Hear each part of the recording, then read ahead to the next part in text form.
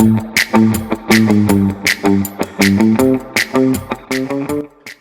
to the New England Real Estate Journal podcast. I'm Rick Kaplan. You're listening to the NEREJ NYREJ podcast, and my guest today is Tom Sullivan Jr. He's with Sullivan Construction, LLC. We'll throw the LLC in.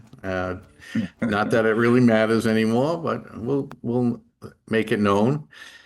And how you doing today, Tom? I'm doing great, Rick. I'm just happy to be invited to the podcast. I mean, I'm excited to kind of talk to you about you know what's going on at Sullivan Construction, where I've been in my career, and this is great. So thanks for having me. Yeah, no, and there's a lot going on with you and your company. So we're going to get right into it. Tell me a little bit about your journey, where you started and where you are today.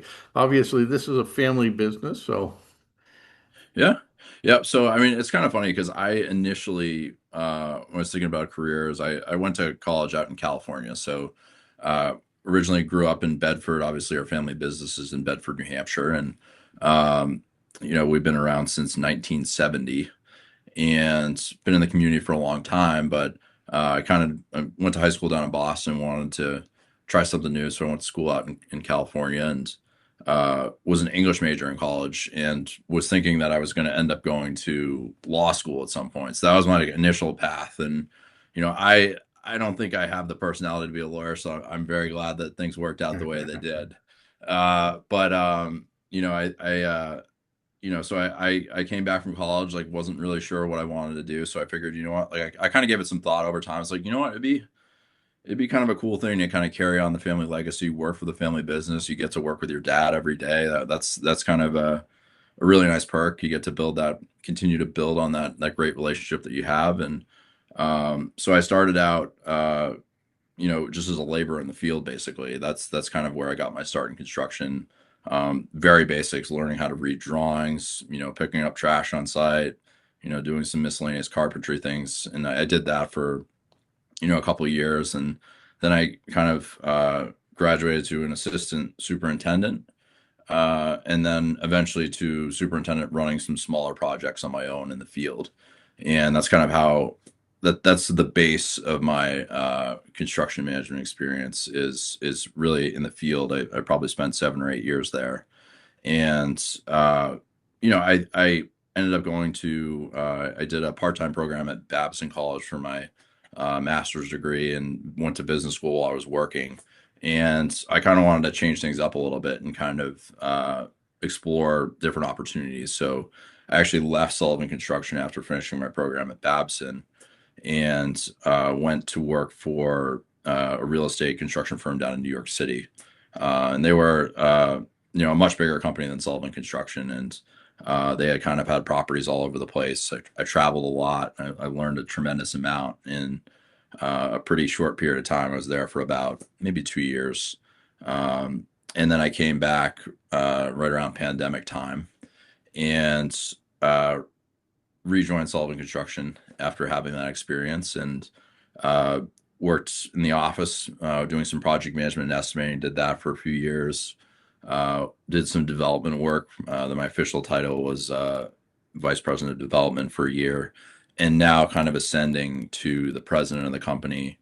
So an interesting journey. Like I didn't predict that I would end up here. I mean, I had a lot of twists and turns, and if you had told me, 15, 20 years ago, this is where I'd be on this podcast today with you, Rick, talking about being in the family business, like I'm not sure that would have been my vision at the time. But I'm thrilled the way it's worked out, and it's been especially since starting as president of the company in January, it's been a huge learning curve and learning experience. But the great part is my dad's still involved, and he's kind of been a great mentor for me over the years. And he's kind of shown me the ropes a little bit. And I'm getting more comfortable in the role now, and it's been really exciting. And I'd be remiss if I didn't mention all the people at our company at Sullivan Construction who kind of like helped me along the way, whether working with a lot of the superintendents who are still with us where I started my journey, and they showed me the ropes and taught me construction. And our PMs, like David Kurz, one of our senior PM. He's taught me a lot, and then Craig Liffner, who's our vice president of operations. Those people have really helped me get to where I am, and it definitely it took a village for me to get to this point, and it's a fantastic journey so far. Well, it sounds like you did all the right things. You know, you went down the right path. You wanted to see where you really wanted to go Yeah, in your journey. You went to school in California. You went to Babson College. You worked for another construction company.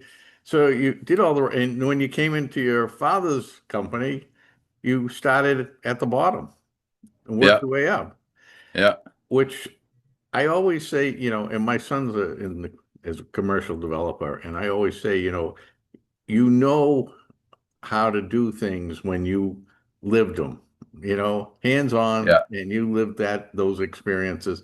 So, it's hard to tell someone when you're the president and you never lifted a hammer or you never built a thing, to tell others how to do it, yeah, But yeah. I mean, I definitely just learning through experience. I that's kind of like I you know like I mentioned, English major. I like reading, but I learn so much better when you can visualize it, you can physically feel what you're doing, and you can really go through the process and learning from my mistakes is kind of like the best way that I learn. Like, oh, I'll never do that again because I did this, or this worked out great, and this is what I wanted to keep on doing going forward. So I think you hit the nail on the head, especially getting like this wide array of experiences. I think in some ways, I don't really, this is my path, so I'm not sure how other people get to where they are, but I don't really know if there's a better way to get there other than kind of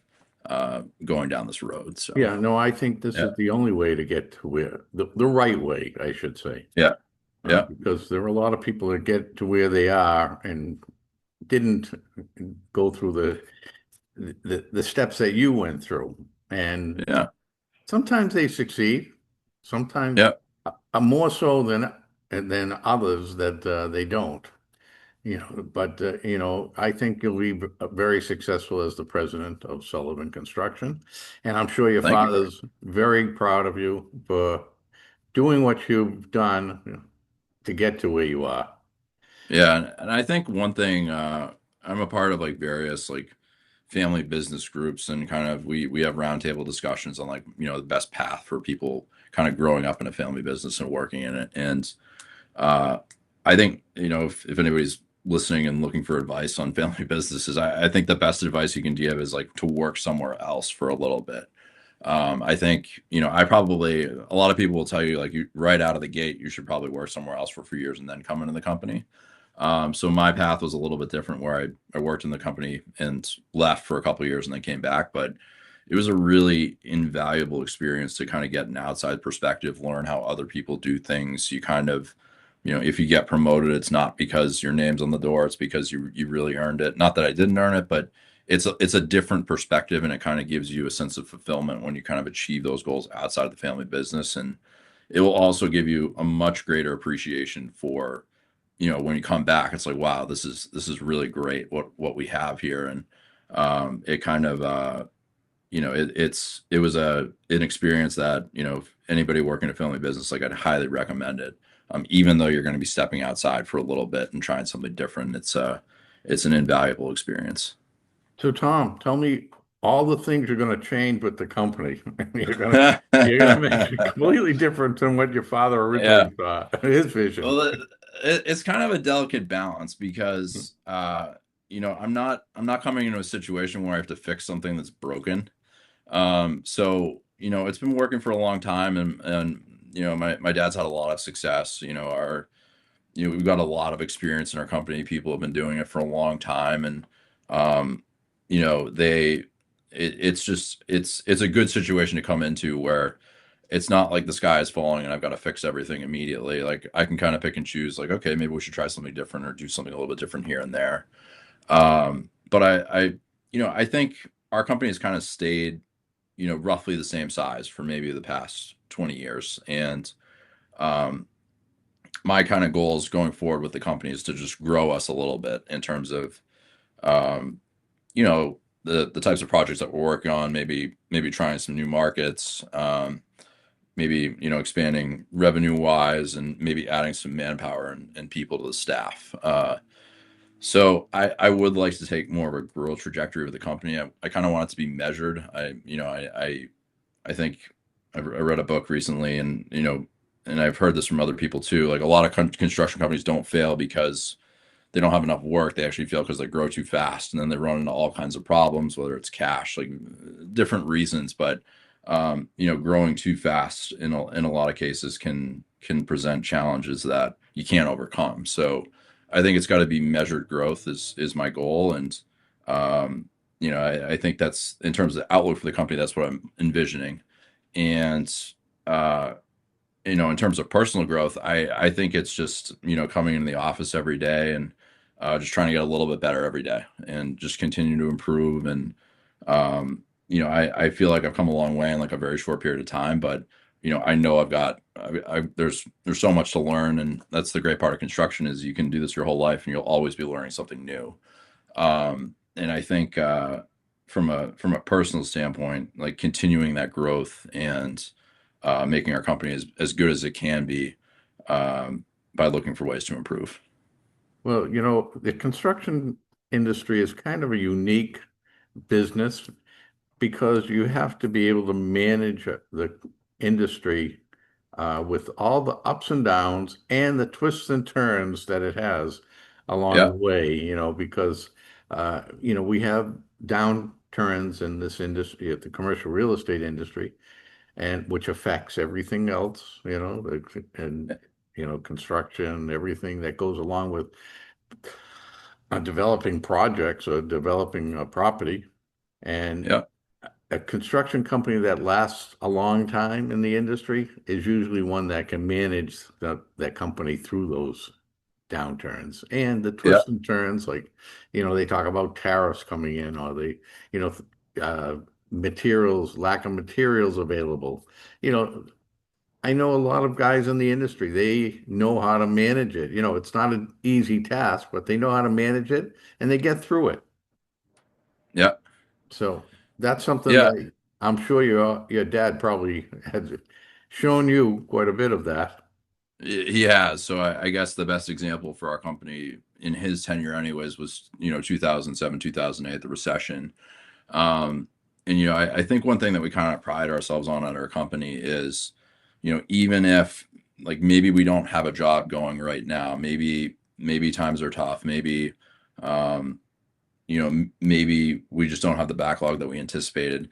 We're always trying to, you know, carry employees and not have layoffs. I guess that's kind of like our one of our primary goals. We want to be a company that people can work for a really long time and kind of keep them on board. And 2008 was one of those times where, you really had to buckle down and manage it. And this is actually a little bit before my time. I was still in college when this was all going on, but in conversations with my dad, his primary focus is, how are we going to keep everybody employed through this, and how are we going to make it happen? I mean, I think they did have, he had a couple of layoffs, but you know, everybody kind of banded together and just made it through that time period. Whether it's, some people, were able, they said, like, what, I want to stay on board. Like, I'll take a little bit of a salary cut at this time.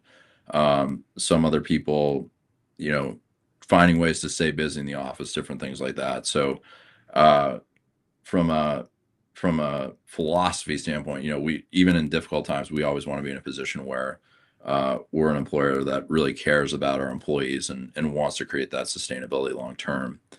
In terms of the ups and downs, like, obviously, it's an unpredictable market, and we've been on a pretty good run outside of the COVID, stretch. It's been a pretty good run for the market for the past, 15 years, and there's obviously a lot of uncertainty now. You've got tariffs and escalating prices and all kinds of things going on in the world right now. And I think from our perspective as of today, I mean, I guess, there's some uncertainty, but we haven't had a huge impact so far on our business, which has been really good.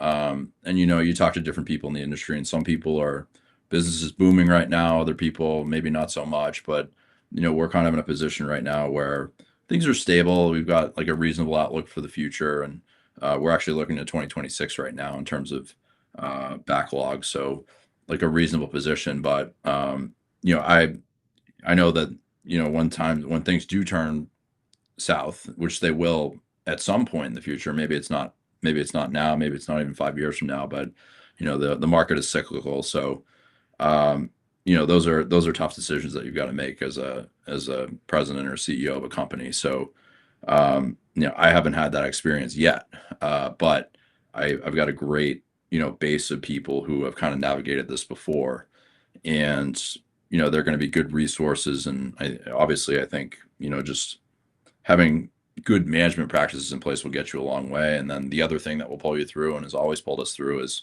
our relationships with our clients. So we've always had a really good, strong base of client relationships. I think we're probably like 85-90% repeat business. Um, and, construction in a lot of cases is one of the first things to go in a down market. But if you have that strong base in the community, maybe it's not a big project, maybe it's just a small fit up, small renovation, something, but those little jobs will kind of cycle through and get you through the tough times in some cases. And I think it's a combination of relationships, obviously, which everything in business is based on relationships, and then Yeah, just and smart it says a management lot. too. It says a lot for a company when you have that higher percentage of repeat clients. Yes. So Yeah. that's Yeah. that's one of the keys of being able to carry you through all those downturns. So Yeah. Yeah. I mean, it's been a great and like both my uncle Jack and some of those relationships carried down to my dad. We're kind of handing off a lot of those relationships now, and I'm trying to build my own relationships and establish our existing relationships. So that's kind of like one of our key focuses. But yeah, I mean they've always stressed that over the years, and it's what allows us to kind of function as the company we are, and it gives us the good reputation that we have in the community. And um, it all starts with the leadership that's kind of preceded me, and my job now is to kind of carry that reputation forward. right. I was telling my son's a commercial real estate developer, and if we're together in an event or something of that nature with the business, now he won't call me dad. I don't know. Yeah. He'll call me Rick So so it's because kind of funny. We've gone back and forth on this because I some people will tell you it's not professional to do that. They'll say like you shouldn't call your dad in the office, whatever. And then other people will tell you no, like this is a family business. That's your dad. It's kind of right, strange to call your dad his first name. There's two sides of the coin on it. Like I struggle with it a little bit myself. I mean, in the office, like I'll say Tom Senior a lot, and that's actually like relatively new. That's within the past, probably 2 years. But I'm kind of gravitating like as I've kind of like moved up a little bit. Like I'm actually kind of swinging the pendulum back a little bit to dad, just because um, I've kind of gotten to a place now where I feel more comfortable doing that, I guess, and it's just more natural for me. And we actually work with a family business consultant. His name is David Karofsky. He works for the Family Business Consulting Group. I think they're based out of Chicago, and they've been a really good resource for us. And he'll tell you that it's you can how whatever makes you comfortable, basically, and it's all about the atmosphere that you're trying to create. yeah, no, because I heard you say dad a couple of times, and then you Yeah, said yeah, yeah. your Uncle Jack, and Yeah. I'm saying, geez, my son would never do that. He would never call me. He Yeah, would yeah. always say So Rick. Yeah, but yeah, yeah. So it's well, uh, you know what? That goes further into proving how it's more of a family business than just having the name on the door. yeah, Being able to. I don't think there's anything wrong with it. I think it yeah, actually uh, it makes the company look better, to be yeah, honest with you. But that's yeah. just my opinion. But No, no, you're not wrong, and a lot of people share that opinion. So I mean, I guess in a lot of like client interactions and interface with other people in the company, like I do I will refer to my dad as Tom Senior. But in like, even though this is, a podcast being blasted out into the world, um, I just feel like it's, in our conversations talking about a family business and what it's really meant to be. I think in that context, he's dad, he's not Tom Senior. So Well, yeah, I like it. yeah, yeah, yeah, But so now it's 2025, you're the president. yeah. Now, do you have some projects? What area do you focus on? Is it just New Hampshire? Do you go into all of New England? So we mostly focus on southern New Hampshire, northern Massachusetts, and southern Maine. Basically, if you dropped a pin in Bedford, New Hampshire, so just outside of Manchester, like within like a 60-mile radius is kind of our core focus of our area. For different clients, we'll travel outside that radius. So we actually did a project in Danbury, Connecticut last year. And we've done like historically, our company's actually traveled a lot. I think we've worked in 27 states, and we did a lot of travel in the 90s, which was we had a lot of retail clients, and we would go build, one of our clients was home quarters before they went out of business, and we would, go build a home quarters in, Arkansas, and then we'd build the next one in Colorado and kind of travel around. So we did that model for a while. And we've kind of uh, during my dad's time as president, he focused more on like the New England area. That's been more of his established market. Um, so I mean, it's challenging if you're going to travel, just because you got to find the superintendents who either want to travel, which is, it's kind of tough for family life. You got to be on the road, 4 or 5 days a week. Maybe you're flying home during the weekends, maybe not. Or you have to find somebody in the area who you're going to hire and work for you, who you might not know that well, and you're kind of relying on a resume and hoping it kind of pans out. So it's not, other companies do it and they're successful, and they can, manage it. This is the model that I've seen, so I haven't necessarily figured that out yet, but we do have some people who are willing to travel, and but most of our focus is in New England. Do you go into Maine at all? Yeah, we've done a couple of projects in southern Maine. So we did a project in Westbrook, Maine, and I think we did some work at a school like just over the border in Berwick, Maine. So we've done a couple of projects up there. Not a lot. It hasn't been a big focus, but we'll travel there occasionally. Yeah. Yeah, because I just finished a show I did in Maine, Northern New England economy show. Yeah.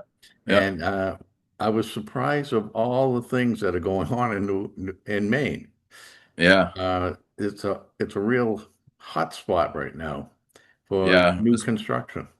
Absolutely. And I know, some of our competitors, some companies that are much bigger, they're actually, a lot of people are setting up offices in southern Maine and kind of establishing a base there. It's definitely a booming market, but honestly, in New Hampshire, things have been so busy for, a pretty good stretch here that we almost don't even need to travel for Right. Well, that's what I was going to say. New for Hampshire's also yeah.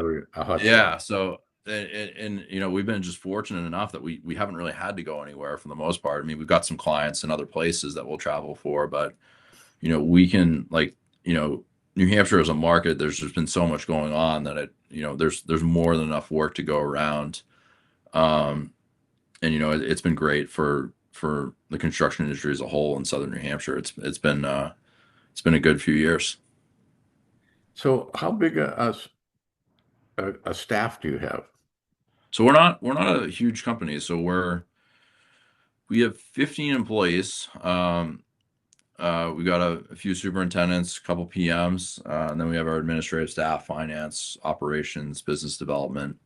Um, and we don't self-perform any work. So some companies will have their own carpentry. They'll do, you know, their own. I know some companies actually do their own steel in our construction group we're part of from our national group, but we don't actually self-perform. So we're subcontracting everything out. And talking about relationships earlier, we talked about relationships with clients. The other flip side to that is relationships with subcontractors, and the teams that we're working with on site on a daily basis that are making these buildings happen. So, we've got a good pool of contractors we work with pretty consistently, and we're always looking to add and see what else is out there in terms of building new relationships. Um, but yeah, that's another big piece of the puzzle for us is those subcontractor base. So now you're focusing on New Hampshire, but you do go outside of that on Yeah, occasion. Now, yeah. what type of projects do you like to see? Is it Yeah. the office, retail, plaza, So what we're type? kind of we're a little bit of a jack of all trades, but I guess our kind of core focus is in recent years has been retail. So we built a shopping center in Bedford, New Hampshire. We've been working on that for several years.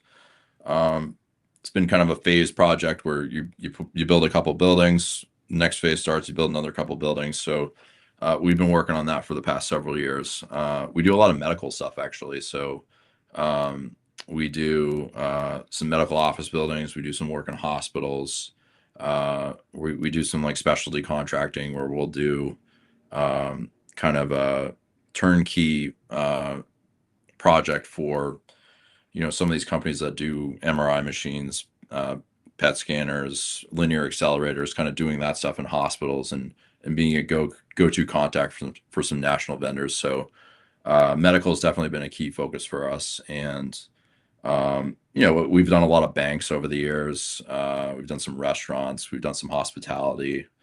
Um, and some of like a lot of what we're seeing in the marketplace anyways with the housing shortage is you're seeing a lot of proposals for multifamily type stuff, um, which would be a little bit of a new frontier for us, but we've done some of that in the past. We did some assisted living facilities that kind of fit within that scope. So it's a mix of projects, and because we've got such an experienced team, we can kind of evolve with whatever opportunities present themselves. But in terms of targeting markets, I think medical, retail, and manufacturing is another one too. We did a great project for a manufacturing company in Bedford a couple of years ago. So yeah, Now, because you're in the Bedford area, are you seeing a lot of the life science prop buildings, labs, things of that nature coming in? Because I know I talked about the Regen Valley area, yeah, from yeah, Manchester down to Lowell, yeah, and yeah, a lot of those old mills that they're trying to convert yeah, and add to that as well. But that's also creating a lot more need for housing on top of yeah, it. yeah. So we actually joined an organization called New Hampshire Life Sciences, which is like a relatively new group. So we're kind of an affiliate member. We're not a life sciences company, obviously, but we're kind of getting in the mix in that market. We've done some lab space in the past. We actually did a project for MIT several years ago, and we are trying to actually break into some of that construction that's going to be happening with groups like Army and the Mills and some of these companies run by Dean Kamen. Um, so it's definitely I think a lot of people in the construction industry view this as like a tremendous opportunity. Not just, and it's not even just the construction industry. It's just you're going to create this whole economy of biofabrication in Manchester, and it's got the potential to be the epicenter for a lot of this stuff. So it's really exciting for a lot of different reasons, and it's going to create tremendous opportunities in the area. And I think we're certainly on board with it here at Sullivan Construction. We're trying to break into some of that construction as it comes up, and we're preparing for those opportunities when they do arrive. Now, are you seeing any of the reconstruction or redevelopment of certain areas in New Hampshire that, because you got a lot of older towns and a lot of Yeah. older shopping areas, are they starting to revamp that? I think so. I mean, I think you look at cities like Manchester and Nashua. I mean, there's just like, especially Manchester, that's really where I'm very tuned in locally, anyways. We're members of the Manchester Chamber of Commerce, and I just completed a leadership program with them last year. And you just look at, they're talking about redeveloping a lot of the schools and the school system. Like, it's an outdated system that hasn't been worked on in a long time. And I think there's actually a couple of contractors who are working on those projects, but you're seeing some renovations to those spaces. I think, the mill refurbishments, I mean, that's kind of been ongoing for quite some time now in Manchester, but it's also happening in Nashua. There's a lot of activity down in Nashua. Um, and then other, kind of areas where um, I think you're seeing a lot of development is out on the seacoast. There's quite a bit going on out there too in Portsmouth, and especially the Pease Air Force Base. We've actually done a lot of work out there too. So in terms of revitalization and kind of new construction, I think you're honestly seeing it in a lot of places in southern New Hampshire, especially in Manchester and Nashua. Yeah, well, I think those are the two cities that really need it. Yeah, yeah, I yeah, mean, I I do a couple of shows, live shows, and the one was in Nashville this past year, and the year before was in Manchester. But my the show I had in Nashville was on the life science and housing. yeah, Try to combine the two yeah, because they go hand in hand. And I just know there's a lot of excitement in the area yeah, of they looking to revamp a lot of the mills, the old mills, and try to put new facilities in to bring life science because the life science in Massachusetts is kind of drying up. yeah, The labs and all that they, first of all, you can't afford to be in business if you're going to open up in Boston and spend that kind of money to have a yeah. facility there. So, Western Mass and New Hampshire and even Maine is, I know even Rhode Island is starting to develop more life science. So it's not going away, but I think it's going to be it goes for a little bit of a boom and then it slows down. Yeah. But once it goes into that boom, now it creates a different kind of uh, economic background for the area, retail and housing. And so that's why I ask about the housing and the revamp of shopping centers. So you do multifamily.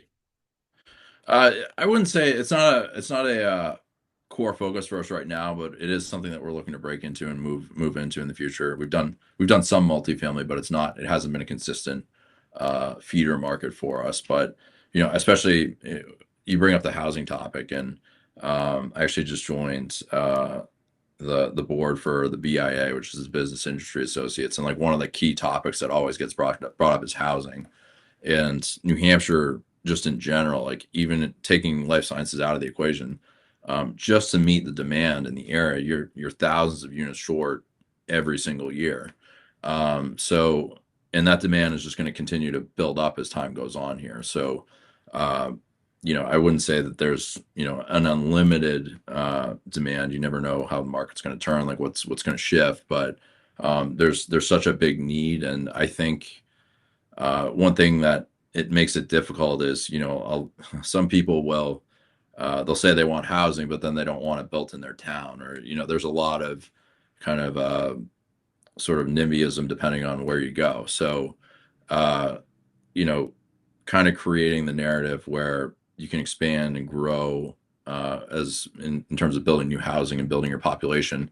But then you also got to kind of keep in mind that you want New Hampshire to stay the way it is. That's why it's kind of like, why we're here. It's, you got small Yeah. towns and beautiful scenery and great outdoor life. And, you don't want to take away from that either. So you got to kind of find it's a tough balance to meet. But I mean, in terms of meeting the economic needs of the state, like this has got to be almost priority number one.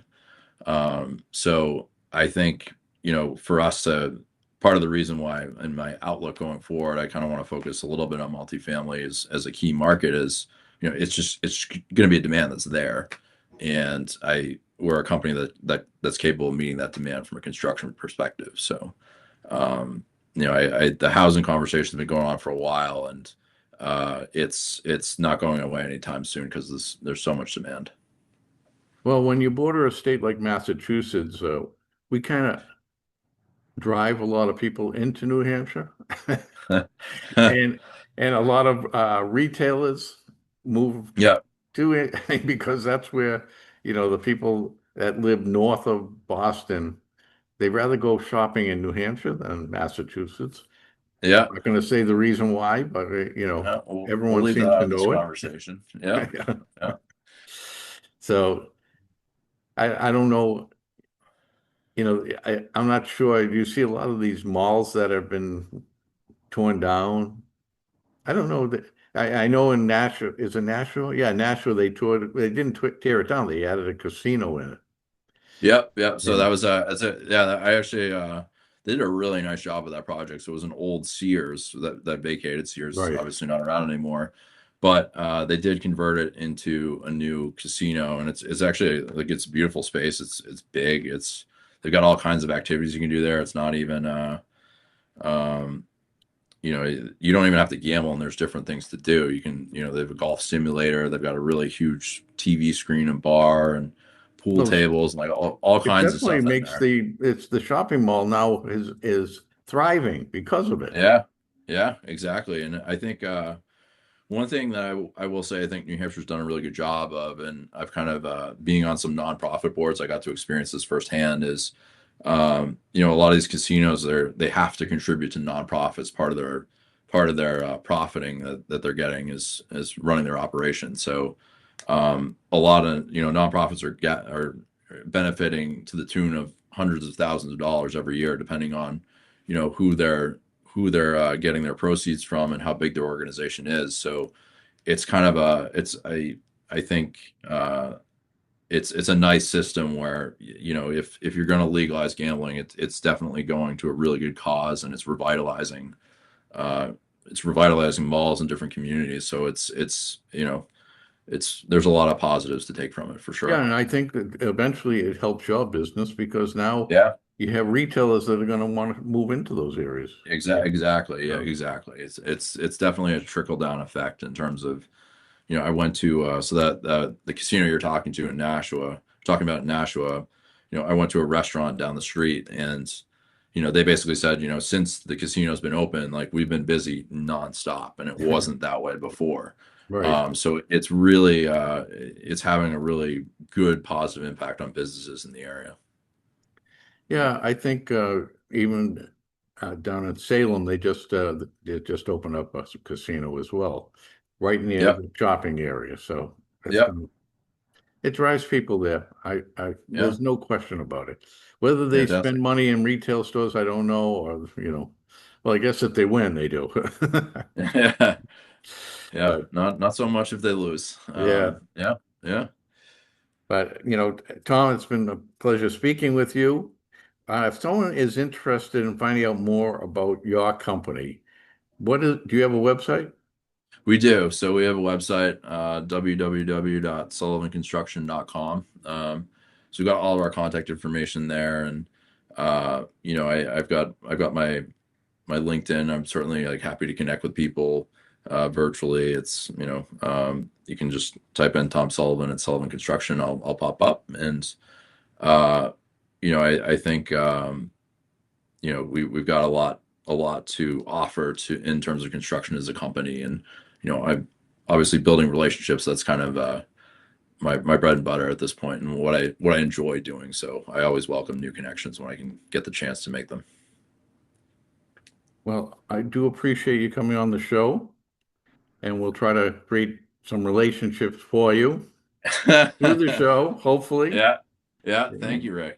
Yeah. but So this has been um, fantastic. I've really enjoyed our conversation. again, thank you, Tom. We're talking with Tom Sullivan Jr., and his father is Tom Sullivan Sr., Yes. which is still his dad. I Yeah. just want to Yeah. make sure There that's you go. clear. Yeah. Yeah. And that's Sullivan Construction in Bedford, New Hampshire. And their website is www.sullivanconstruction.com. And, I do wish you the best in your new position as president. And hopefully people will connect with you on Yeah. LinkedIn or even uh, through your website, which I Yeah. will put on this podcast as All well. right. Again, thank you, Tom. Speaking with Tom Sullivan Jr. from Sullivan Construction. I'm Rick Kaplan from the New England Real Estate Journal, and you're listening to the NEREJ NYREJ podcast. Until next time.